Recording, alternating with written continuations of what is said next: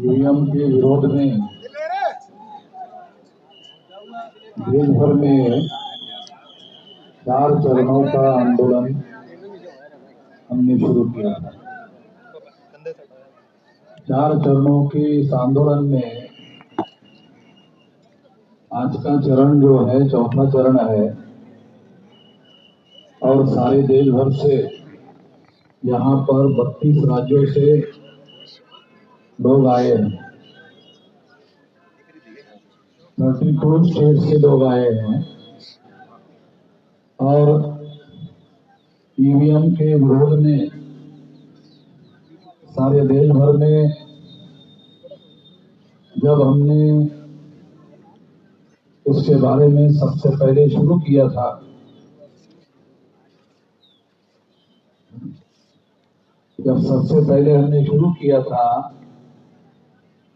तो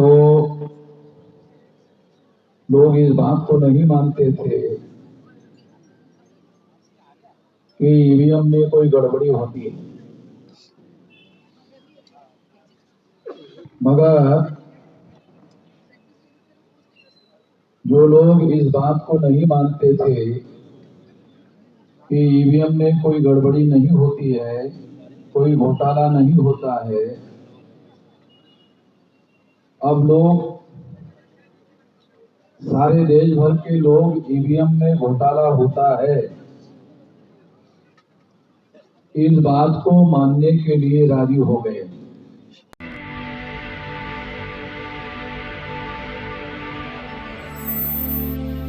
हम सब लोगों के लिए खुशी की बात है कि अब सारा देश जो है ईवीएम में घोटाला होता है और घोटाले से चुनाव हो रहे हैं, इस बात को अब लोग मानना शुरू कर दिए हैं।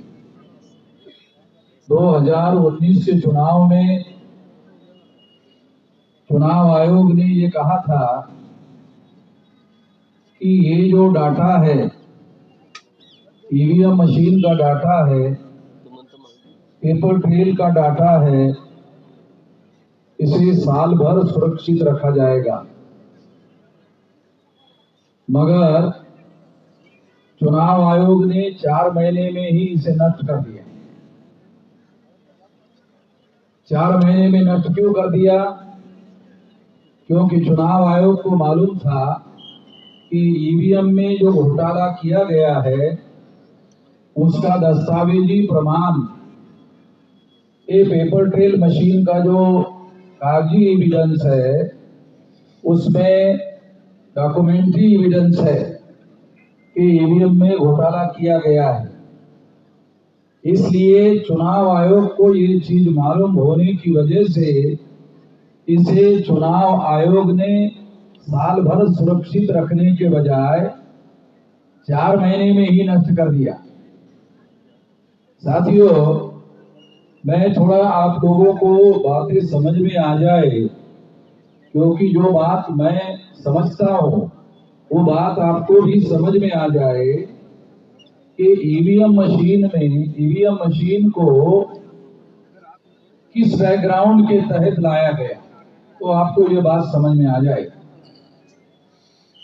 इस देश में बैलेट पेपर पर चुनाव हो रहा था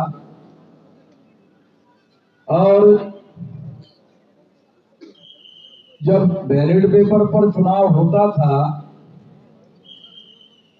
तो 84 में काशीराम जी ने ये नारा लगाया,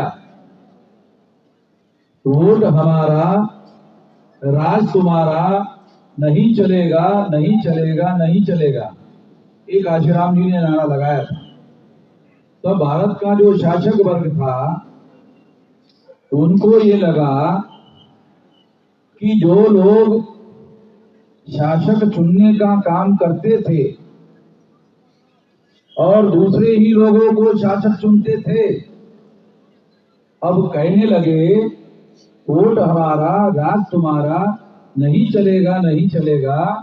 तो अब ये लोग अपना शासन बनाना चाहते हैं, अपना शासक बनाना चाहते हैं, शासन बनाना चाहते हैं, अपना राज बनाना चाहते हैं। आप लोगों को याद है या नहीं है मालूम नहीं कि 84 को 14 अप्रैल 84 को कांशीराम जी ने बहुजन समाज पार्टी बनाई और 81 में 6 दिसंबर 81 को उन्होंने एक संगठन बनाया था DS4। कुछ लोगों को जानकारी होगी, कुछ लोगों को जानकारी नहीं होगी। हम तो इस आंदोलन में शुरू से संघर्ष में शामिल होते रहे। तो DS4 के द्वारा भी चुनाव लड़ा गया था और चुनाव लड़ने की वजह से इस देश के शासक वर्ग में ये मैसेज गया था कि अब ये लोग शासक चुनने का जो काम करते थे, क्योंकि वोट के अधिकार में 2 अधिकार शामिल है। ये समझने की जरूरत है हमारे लोगों को ये बात समझ में नहीं आती है। ये आज भी हमारे लोगों को समझाने की जरूरत है।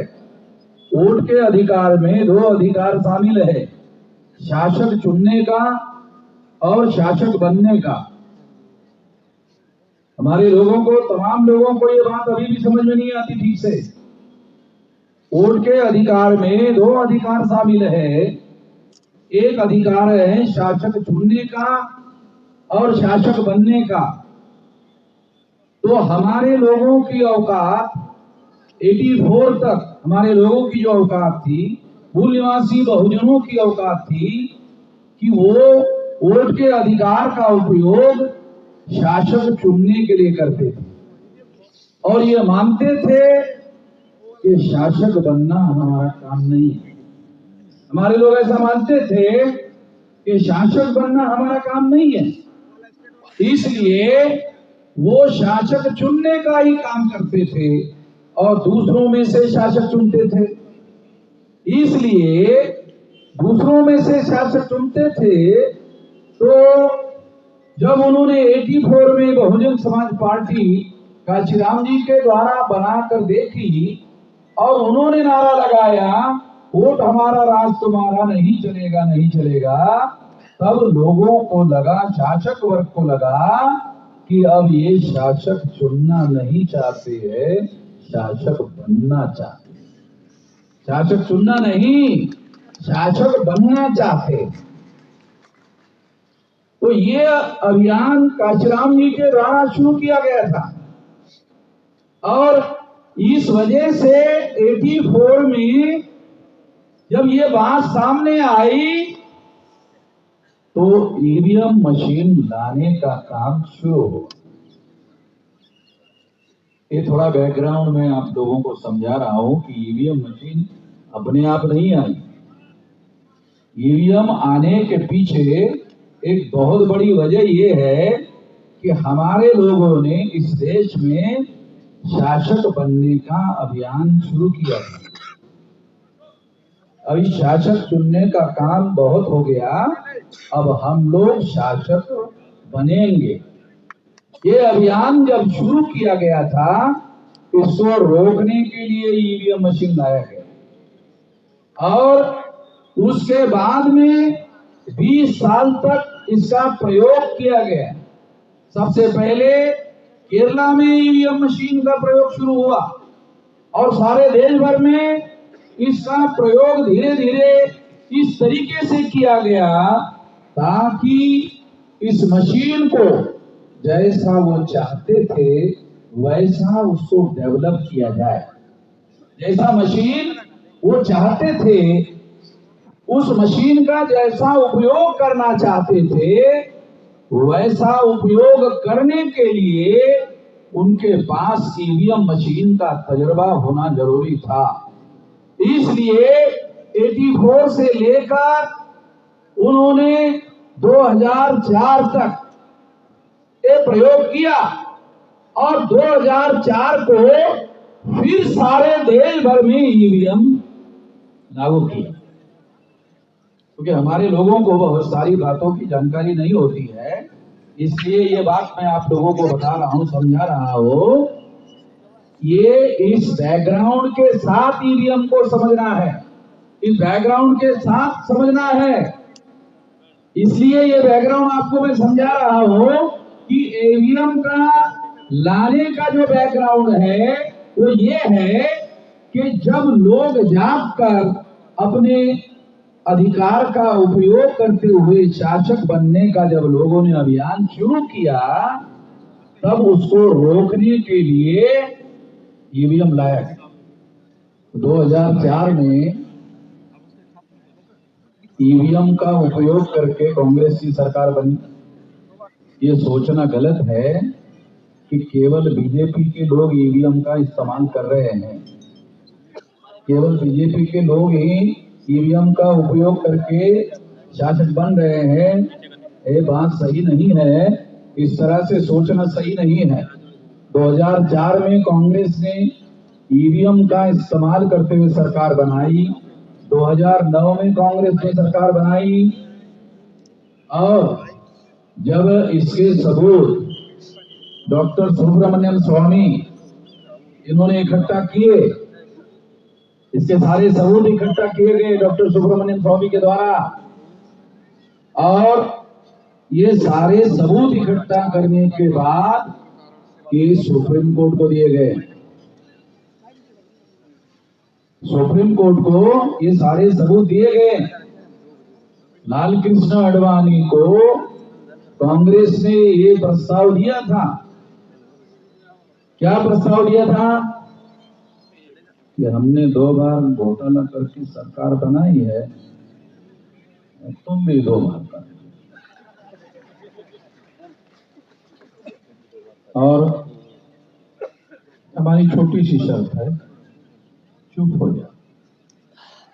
आडवाणी की विचारधारा से हम सहमत नहीं है, मगर ईमानदारी इंडिविजुअल कैरेक्टर होता है। ईमान होता है ना, ईमान ये इंडिविजुअल कैरेक्टर होता है।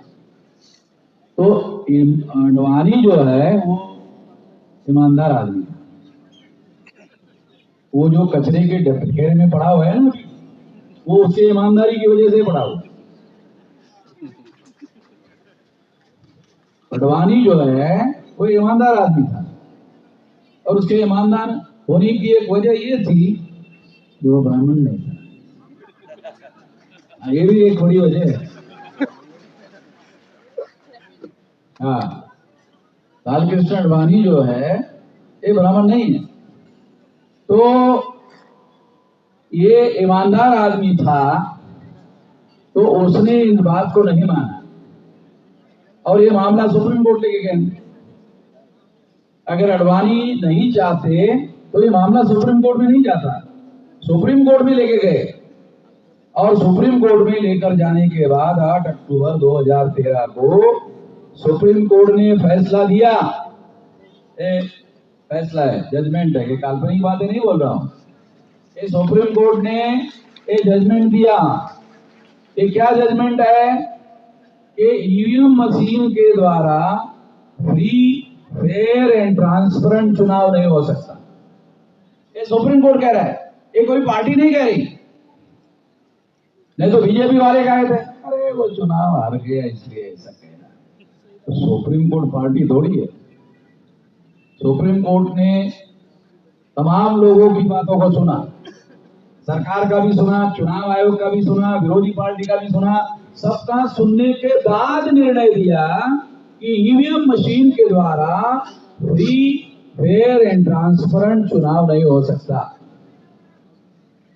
ये सुप्रीम कोर्ट ने निर्णय दिया, और ये सुप्रीम कोर्ट ने निर्णय देने के बाद में ये जजमेंट में सुप्रीम कोर्ट ने और ये कहा कि चूंकि केवल ईवीएम मशीन के द्वारा फ्री, फेयर एंड ट्रांसपेरेंट चुनाव नहीं हो सकता। फ्री का मतलब मुक्त चुनाव नहीं हो सकता, फेयर का मतलब निष्पक्ष चुनाव नहीं हो सकता, ट्रांसपेरेंट का मतलब पारदर्शी चुनाव नहीं हो सकता। क्योंकि पहले जो ईवीएम मशीन थी उसमें वोटर वोट डालने के बाद उसका वोट किसके नाम पर जमा हुआ आंखों से दिखता नहीं था, आंखों से दिखता नहीं था। तो ये मशीन पारदर्शी भी नहीं थी। तो इस तरह से सुप्रीम कोर्ट ने अपने जजमेंट में लिखा हुआ है। और फिर जजमेंट में दूसरी बात लिखी कि फ्री, फेयर एंड ट्रांसपेरेंट चुनाव के लिए पेपर ट्रेल मशीन लगाना होगा। तो पेपर ट्रेल मशीन लगाई गई। तो पेपर टेल मशीन लगाने से क्या हुआ?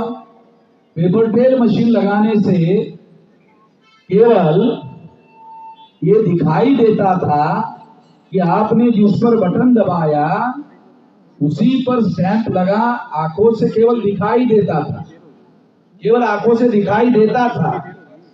और दिखाई देने के बाद कागज का टुकड़ा कटकर बैलेट बॉक्स में गिरता था, मगर गिनती जिस ईवीएम में घोटाला होता है उसी ईवीएम की गिनती होती थी। यानी घोटाला सुप्रीम कोर्ट का निर्णय लगने के बाद भी बदस्तूर जारी रहा। क्यों? क्योंकि कागज का टुकड़ा गिरकर जो बैलेट बॉक्स में गिरता था उस कागज के टुकड़े की गिनती नहीं होती थी। ईवीएम मशीन जो टेक्नोलॉजी है, टेक्नोलॉजी क्या कर सकती है कि यान चांद पर गया, चांद पर जाने के बाद पता चला बॉम्बे के इंजीनियरों को कि कुछ यान में गड़बड़ी हो गई। तो बॉम्बे के इंजीनियरों ने कहा चलो दुरुस्त कर लेते, यानी यान उधर है, चांद पर है, और इधर बैठे बैठे ही दुरुस्त करते थे इसरो में। यहाँ पर ईवीएम है और यहाँ पर वो आदमी है, वो यहाँ नहीं कर सकता, तो चांद पर कर सकता है। चांद पर सुधार कर सकता है, इसका मतलब रिमोट कंट्रोल टेक्निक है। टेक्नोलॉजी थोड़ी बहुत जानने वाले जो लोग हैं उनको मतलब रिमोट कंट्रोल टेक्निक है। रिमोट से उसको चलाते थे और अपने हिसाब से उसका उपयोग करते थे। तो यहाँ के यहाँ क्यों नहीं किया जा सकता? तो ईवीएम मशीन में पेपर ट्रेल मशीन लगाया गया, मगर पेपर ट्रेल का जो कागज का टुकड़ा है उसमें तो स्टैंप लगा हुआ, उसकी तो गिनती नहीं होती थी। गिनती जिस ईवीएम में घोटाला होता था उसी की गिनती होती थी। तो ये अभी भी जारी है, ये अभी भी जारी है। भ्रम क्या हुआ? पेपर ट्रेल तो लग गए ना, आप बोल रहे थे, लगा दिया। जैसे बहुत सारी महिलाएं कार्यक्रम में जाने के पहले झुमका लगा देती है और घर में जाने के बाद वापस फिर उतार कर रख देती है, उसी तरह से चुनाव आयोग ने वो मशीन लगा दिया, हो गया, फिर उसको उतार के रख दिया, यानी उसका कोई उपयोग नहीं करते थे। ऐसे ही एग्जाम्पल के लिए दे रहा हूं, महिलाएं अपने मन में किंतु परंतु ना रखें, मैं एग्जाम्पल आप लोगों को समझने के लिए बता रहा हूं, एग्जाम्पल देने के लिए बता रहा हूं ताकि बात हमारे लोगों को समझ में आ जाए। साथियों, ये जो ईवीएम मशीन है, ये ईवीएम मशीन हम लोगों को समझना बहुत ज्यादा जरूरी है, क्योंकि ईवीएम मशीन ने आपका शासक चुनने का जो अधिकार है, शासक बनने का जो अधिकार है, वो वोट में शामिल है। आप जिसको चुनना चाहते हैं, तो आप अगर अपने आप को चुनना चाहते हैं, वो अधिकार इसकी बदौलत खत्म हो जाता है, इसकी वजह से खत्म हो जाता है। अगर आपका वोट का अधिकार खत्म हो गया तो क्या होगा? तो ये भ्रम खत्म हो जाएगा। कौन सा? वोटर सरकार चुनते हैं। सबसे अहम बात समझना जरूरी है, क्या है? वोटर सरकार चुनते हैं, वोटर सरकार चुनते थे। ईवीएम आने के बाद ईवीएम सरकार चुनती है, वोटर सरकार नहीं चुनते हैं। ये वोट की सरकार बनना बंद हो गया ईवीएम की वजह से, और इस वजह से क्या होगा? बारी बारी से राज होगा। कांग्रेस जाएगी तो बीजेपी आएगी, बीजेपी जाएगी तो कांग्रेस आएगी, ऐसे होगा। इससे इस देश में लोकतंत्र की जो सरकार है, वोटों के समर्थन की सरकार, जो जनता भारत की चाहती है, जिसको सरकार बनाना चाहती है, वो सरकार नहीं बनेगी। इस वजह से साथियों, मैं आप लोगों को ये बात समझा रहा हूं क्योंकि आखिर ये बात हम लोगों को समझना होगा।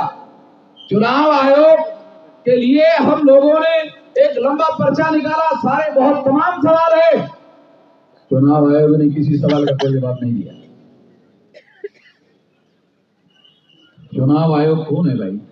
भारत के संविधान निर्माताओं ने चुनाव आयोग को अधिकार दिया। किस काम के लिए अधिकार दिया? फ्री, फेयर और ट्रांसपेरेंट चुनाव संपन्न कराने के लिए अधिकार दिए। मालिक नहीं बनाया वोटर लोगों का, उन्होंने संविधान निर्माताओं ने अधिकार दिया चुनाव आयोग को। आपको काम कितना है? फ्री, फेयर एंड ट्रांसपेरेंट चुनाव करवाना चाहिए।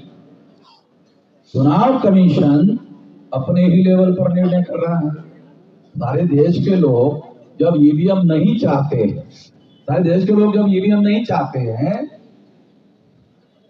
लोग नहीं चाहते हैं, तो आप जबरदस्ती क्यों कर रहे हो भाई? आपके पास तो ऐसा पावर नहीं है। और अभी सुप्रीम कोर्ट के लॉयर ने कहा कि ऐसा कोई कानून में तब्दीली करने की भी जरूरत नहीं है। और चुनाव आयोग चाहे तो वोटों से चुनाव करवा सकता है, चुनाव आयोग चाहे तो ईवीएम से वोट कर सकता है। आज के तारीख में भी चुनाव आयोग कई जगह ईवीएम से चुनाव करवा रहा है और आज के ही तारीख में वोटर से भी चुनाव करवा रहा है। कई जगह, एक ही साथ कई जगह से करा रहा है। तो इसका मतलब है वोट डालने के आधार पर चुनाव करने का काम बंद नहीं हुआ है, ये कानून खत्म नहीं हुआ है, ये कानून अभी भी बरकरार है। चुनाव आयोग जबरदस्ती क्यों करना चाहता है कि ईवीएम मशीन से ही वोट हो? चुनाव आयोग शासक वर्ग का टूल हो गया है। देश में जो शासक वर्ग है, जैसे 14 अगस्त 47 तक ब्राह्मण भारत का शासक वर्ग था, नहीं 14 अगस्त 47 तक अंग्रेज भारत का शासक वर्ग था। रात के 12 बजकर जब 1 मिनट हो गया तो भारत का शासक वर्ग ब्राह्मण हो गया। भारत का शासक वर्ग ब्राह्मण हो गया और जो भारत का शासक वर्ग जो जिनकी संख्या 3.5% है, सारे देश भर के लोगों को हर 18 साल के व्यक्ति को वोट का अधिकार बहाल हुआ। उसके द्वारा चुनकर आने वाली सरकार के द्वारा ब्राह्मण भारत का शासक वर्ग बना नहीं रह सकता। अगर फ्री, फेयर एंड ट्रांसपेरेंट चुनाव हो जाए, अगर हमारे लोग अगर इतने ही समझदार होते कि केवल चुनने का काम करना है, मगर काशीराम जी ने ये सिद्ध कर दिया कि नहीं बन नहीं सकते। अगर आपको लगता है कि हमारा काम बहुजन समाज के लिए महत्वपूर्ण है, तो आप हमें आर्थिक सहयोग के लिए सीन दिखाए गए QR कोड स्कैन और फोन पे और गूगल पे और UPI और बैंक अकाउंट में कर सकते हैं। फोन पे, गूगल पे 9250529129, UPI 9250529129 bank account state bank of India AC 104299462008, IFSC code SBIN 00066563। आपका छोटा से छोटा सहयोग समाज और हमें और मजबूत करेगा, जिससे हमें बहुजन पत्रकारिता में और निष्पक्ष बनाने में मजबूत करेगा। जय भीम, जय भारत।